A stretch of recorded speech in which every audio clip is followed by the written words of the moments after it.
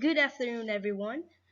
In this video, we are going to discuss the Chapter 1 Intonation in Discourse, The Current Views from Within by Elizabeth Cooper Collin. So basically, this chapter begins by looking back to the mid 20th century when intonation was thought to be outside of language and discourse was a non-entity. And also, it identifies three research approaches to intonation and discourse that focuses on contextualization cues paradigm for the study of prosody in discourse. This chapter also identifies three millennialistic views, starting with the looking back or the view backwards, looking at now, the view of today, looking ahead, the view of the future in near, and lastly, looking far ahead, the view of the future in far. Now, starting with looking back or the view backwards. What was the state of the art in the field of intonation in discourse a quarter of a century ago? Actually, there was no such field, because most linguists felt that it was possible to have language without intonation. In fact, some even thought it imperative to think of intonation, like phonetics, as being outside of language. Now, where did this idea come from? First, it was clearly promoted by the bias toward written language, which has dominated much of the 20th century linguistics. The fact that writing works perfectly well without intonation seems to be bear out the proposition that we can do without it. Thus, intonation was easy to relegate to the domain of performance because it only made itself apparent when language was used orally. Now, the next one is intonation in discourse a century ago. So, looking backward, there were two different fields. Certainly, no one had ever thought of combining the notion of intonation with that of discourse. Because according to Abercrombie in 1965, intonation was the difference between a sentence of a written prose and that sentence read aloud. And this surely had nothing to do with discourse. Or if it did, the connection was trivial, since discourse was merely a concatenation of sentences, and each of these could be given an intonation on independent grounds. Now, lastly, is discourse function of intonation. So basically, the intonation in discourse came from language teachers, or rather teachers of language teachers. In fact, this was the motivation of most of the early work done on English intonation. Small wonder then that it was language teachers who, with a turn to communicative skills in language teaching, were among the first to put intonation in this framework. Next is looking at now or the view of today. Now, what is the state of the art today? First, there has been a major paradigm shift with respect to the role of intonation in language. First, there is a school of thought which sees intonation as part of grammar, broadly speaking.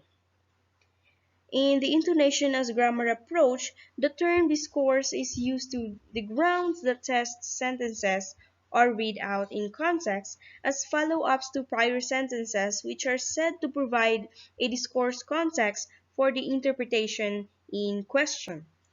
Second, intonation is thought of as related not to grammar but to information flow, which is the movement of ideas into and out of the active, semi-active, and inactive states of consciousness.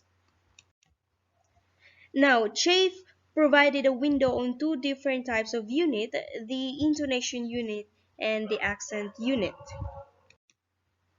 The intonation unit encompasses the information that is in the speaker's focus of consciousness at a given moment, while the accent units are the domains of activation for new, accessible, and given information.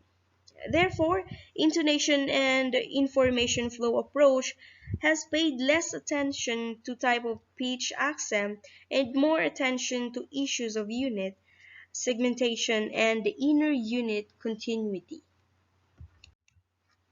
The third approach might be called provisionally the intonation as contextualization approach.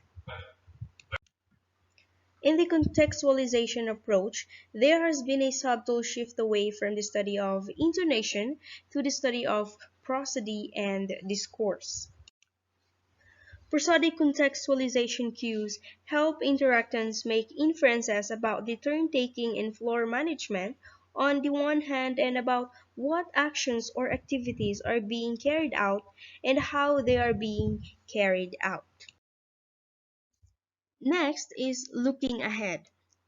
What substantial gains in the study of prosodic contextualization can be anticipated over the next few years? The answer to this question will be influenced by the extent to which new territory can be explored. Some of this new territory lies beyond the intonation phrase. When there are several intonation units in a declination unit, they have slightly different shapes depending on their relative position in the larger structure. The position of a single intonation unit within the larger unit is detectable in its final pitch, but also importantly in its initial pitch. Now, the onset of an intonation phrase in English is defined as the first pitch accent in the phrase. If there is only one pitch accent, the onset is identical with the so-called nucleus, usually defined as the last pitch accent of the phrase. Brazil et al. Suggested that at least three different onset levels can be identified in speech: the high, mid, and low.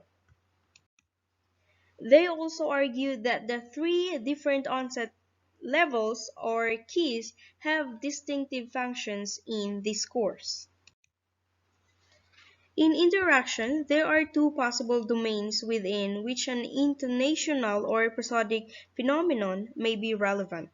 First is the turn and a sequence of turns. In the first, a prosodic phenomenon makes itself apparent relative to surrounding prosody within a speaker's turn. In the second, a prosodic phenomenon is apparent relative to the prosody of a prior or subsequent turn. Now let's take a look at the example. The situation here is that Anne is talking here about mountain treks in Scandinavia, and her friend Janet replied. Now focusing on Janet's turn beginning in line 28, we notice that the first intonation phrase, "Yeah, that sounds nice," has fast speech rate and begins relatively low in her pitch range. Now, the low pitch onset becomes particularly noticeable when it is contrasted with the next intonation phrase in line 29. There is a place like that in UP. The first pitch accent on a place is noticeably higher than the first accent on "ye" in the prior intonation phrase. So, on a more general level, the above fragment demonstrates how participants use high onset and its absence as a strategic resource for cueing new topics. This does not mean that on the other occasions high onset or its absence might not signal something different, because it cues the introduction of a new topic.